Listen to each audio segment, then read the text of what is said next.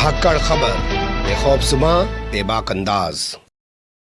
धाकड़ खबर में आपका स्वागत है। मैं आपके साथ हूं अकरम रईस खान। जब से इजराइल फिलिस्तीन के बीच एक जंग शुरू हुई है, यह कत्लेआम जनसंहार नरसंहार शुरू हुआ है, तब से दुनिया दो खेमे में बटी हुई नजर आ रही है। लेकिन आज यह कहना गलत ना होगा कि दुनिया अब तीन खेमे में बट रही है। जी हां, ध्यान से सुनिए, थोड़ा गौर से सुनिए, क्योंकि अभी तक जो है ऐसा लग रहा था कि चाइना और रूस साथ हैं और अमेरिका और उसके पिछलग्गू जितने देश हैं वो उसके साथ हैं। लेकिन अब चाइना अलग नजर आ रहा है, रूस अलग नजर आ रहा है। ये बात इसलिए कही जा रही है क्योंकि रूस के राष्ट्रपति व्लादिमीर पुतिन पहुंच गए हैं सऊदी अरब, पहुंच गए हैं यूएई, और कल वो अपने यहां ईरान के राष्ट्रपति इब्राहिम रईसी का वेलकम कर रहे हैं। तो इसके बाद सवाल उठ रहा है कि चाइना को साइड करके क्या अरब के मुस्लिम देश अब रूस के साथ जा रहे हैं, या रूस उनको अपने साथ लाने की कोशिश कर रहा है चाइना को हटाकर। और ये जो चाइना और रशिया की जो दोस्ती नजर आ रही थी, ये जिनपिंग के अमेरिकी दौरे के बाद क्यों टूट रही है, और चीनी जो मीडिया है वो अमेरिका की दोस्ती क्यों दिखा और छाप रहा है, इन्हीं के आसपास अपनी बातचीत को रखने की कोशिश करेंगे। हमारे साथ फिर से एक बार जुड़ रहे हैं कृष्णकांत जी यानी के जी, भारतीय वायुसेना के रिटायर्ड ऑफिसर हैं और अपना वो कई सारी जगह पे लिखते भी रहते हैं, अखबार भी उनका निकलता है और यूट्यूब पर भी आप उनको जाकर फॉलो कर सकते हैं। बहुत शुक्रिया सर वक्त देने के लिए। धन्यवाद मिस्टर अकरम। अच्छा विषय बाद हम लोग मिल रहे हैं क्योंकि आप आउट ऑफ दिल्ली गए हुए हैं। जी, मैं अभी पटना में आया हूँ 2-3 दिन से, शायद 4-5 दिन और रहूं, और यहाँ का भी माहौल देख रहा हूँ। जी, क्या नीतीश कुमार की जो बीमारी की खबरें चल रही हैं, तबीयत खराब खबरें चल रही हैं, मिजाज पुरशी करने गए हैं क्या? ये कहना तो मुश्किल होगा, लेकिन जो 5 राज्यों का रिजल्ट आया, कम से कम 4 जो हिंदी क्षेत्रों में आया, उससे विपक्ष को काफी बड़ा धक्का लगा है, चाहे जो भी बोले जैसे भी बोले, और उनको बहुत मंथन करना होगा कि आगे कैसे करें। 2024 चुनाव ज्यादा दूर नहीं है अब। बिल्कुल सही आपने कहा, और सबसे ज्यादा मंथन करना पड़ेगा नीतीश कुमार को, क्योंकि इंडिया के सबसे बड़े अलंबरदार और पूरे विपक्ष को साथ जोड़ने का जिम्मा उन्होंने ही उठा रखा है। वो बाहर आ गए और कह रहे हैं कि तबीयत खराब थी इसलिए मीटिंग में नहीं पहुंचा। खैर, मुद्दे की बात करते हैं। ये जो रूस के राष्ट्रपति हैं व्लादिमीर पुतिन, भारत G20 में तो आए नहीं है, वहां तो इनकी तबीयत खराब हो गई, लेकिन बाद में चाइना पहुंच गए और अब ये सऊदी अरब जा रहे हैं, अब ये यूएई जा रहे हैं और कल को अपने यहाँ ईरान के राष्ट्रपति को बुला रहे हैं। माजरा क्या है? जब से इंटरनेशनल क्रिमिनल कोर्ट ने इनके ऊपर वारंट लगाया था, तब से इनका बाहर जाना कम हो गया था। आसपास के देशों में गए थे, किर्गिस्तान, कजाकिस्तान, बेलारूस तो खैर इन्हीं का पार्ट है, चीन भी गए हुए। बाहर में जाना इधर हाल फिलहाल में फिर शुरू कर रहे हैं। और अरब देश में, मिडिल ईस्ट में, खासकर जब फलस्तीन युद्ध चल रहा है, फिलिस्तीन और इजरायली युद्ध चल रहा है, यह बहुत महत्वपूर्ण क्षेत्र हो गया पूरे विश्व के लिए। आप देखेंगे कि कैसे अमेरिकी राष्ट्रपति, फ्रांस, जर्मनी, यूरोप के बाकी देश के लोग, यहां तक कि जेलेंस्की भी आना चाहते थे। ऐसे समय में सऊदी अरबिया का थोड़ा ढुलमुल होना खटकेगा जरूर पुतिन को और रशिया को, और इसके लिए जरूरी है कि वह बाहर निकल के भी अपने यहां भी बुलाकर, जैसे ईरान के राष्ट्रपति को बुला रहे हैं और दूसरे जगहों जा रहे हैं, तो यह बड़ा महत्वपूर्ण मुद्दा है। हालांकि मुझे आश्चर्य है कि मीडिया में बहुत ज्यादा नहीं नजर आ रहा है, हमारे भारतीय मीडिया में। यूएई छोटा ही देश, और खैर सऊदी अरेबिया तो बड़ा देश है, लेकिन इनका बहुत महत्वपूर्ण रोल है। अभी जो पीस एग्रीमेंट कुछ दिनों के लिए हुआ था, 4-5 दिनों के लिए, प्रिजनर ऑफ वॉर या कैदी जो एक दूसरे से आदान प्रदान हुए थे, उसमें यूएई का बड़ा महत्वपूर्ण रोल था। जी जी, अब इसी सवाल को अगर आगे बढ़ाएं, आपने यूक्रेन का जिक्र कर दिया, तो क्या वो अपने लिए माहौल बनाने के लिए गए यूक्रेन के खिलाफ, या जो इजराइल फिलिस्तीन के बीच जो जंग चल रही है और उसे लेके अरब देशों में, मुस्लिम देशों में एक बेचैनी है, चाइना अमेरिका के साथ खड़ा हुआ नजर आ रहा है, वहां ये मौके पर चौका मारना चाहते हैं? बिल्कुल, चौका मौका मिले तो छक्का भी मारेंगे, क्योंकि यह साफ नजर आ रहा है कि कुछ वैसे प्रो रशियन कंट्री जो इनके सीएसटीओ के हिस्सा थे, यानी यूएसएसआर के टूटने के बाद से, जिनका जिक्र मैं पहले भी कर चुका हूं, विस्तार में ना जाए, वहां इनकी जो स्थिति थी वो पीछे की तरफ डमाडोल हो रही है। अफ्रीका में ठीक है। और इस युद्ध के बाद से, फिलिस्तीन युद्ध के बाद से, एक मौका मिल रहा है रशिया को फिर से मिडिल ईस्ट में अपनी स्थिति को मजबूत करने के लिए। वह इस्लाम के नाम से, धर्म के नाम से सही, लेकिन वो कर रहे हैं। इसमें रशिया पीछे नहीं हटना चाह रहा है। और चीन अमेरिका की बढ़ती जो दोस्ती है, आर्थिक स्थिति जो बढ़ रहा है, और चीन का सो कॉल्ड न्यूट्रल पोजीशन, यह रूस को विवश करता है कि मिडिल ईस्ट में अपने उस स्थान को फिर से कायम करे जहां यूएसएसआर कभी होता था।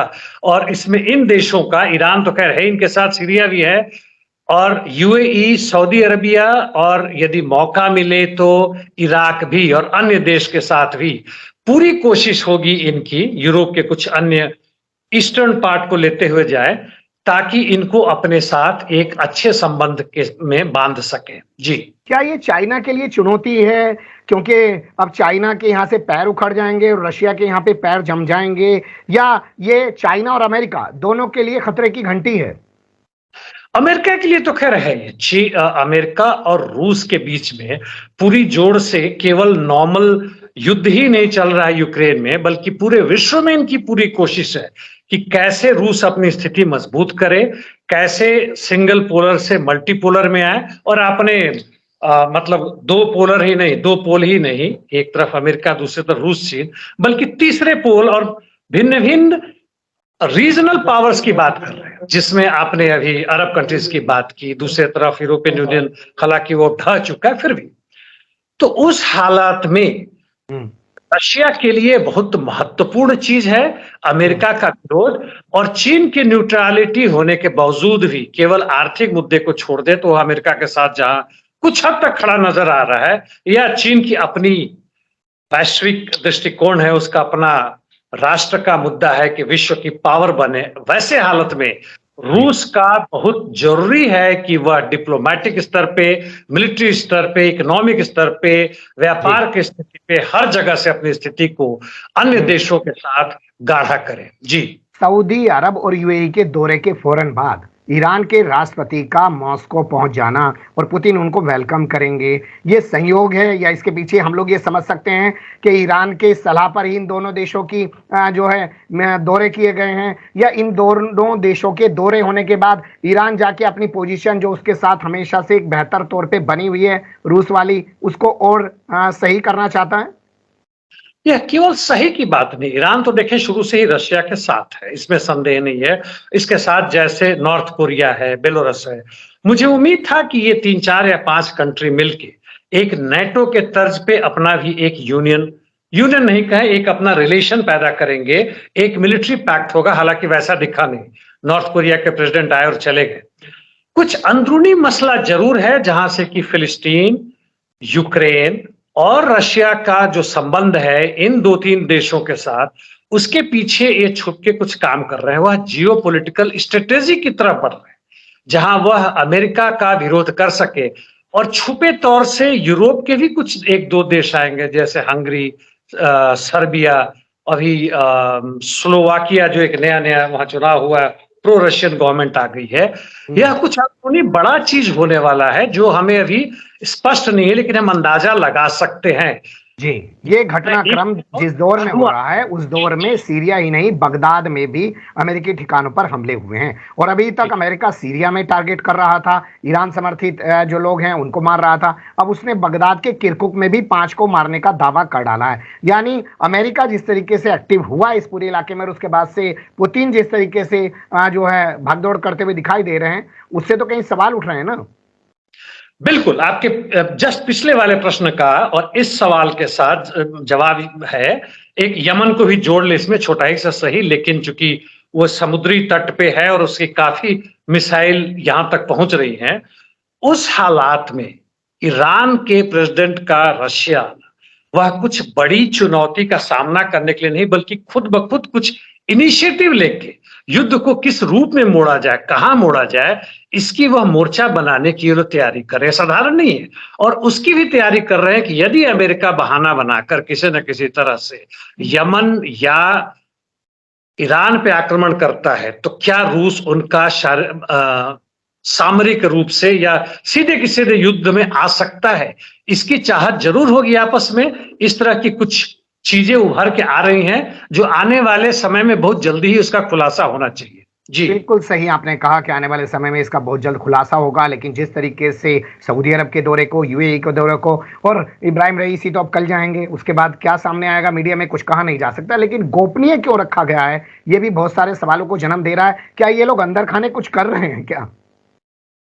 निश्चित रूप से कर रहे हैं। गोपनीय तो रखना ही पड़ेगा, क्योंकि अमेरिका ऊपर से नहीं, इनके जासूस भी हर जगह हैं। कोई भी मिलिट्री जब फॉर्मेशन मूव करता है तो उसके सैटेलाइट भरे हुए हैं, अधिकांशतः उनका पता चल ही जाता है। और भी उनके तरीके हैं पता करने के, अंदर भी इनके घुसे हुए हैं।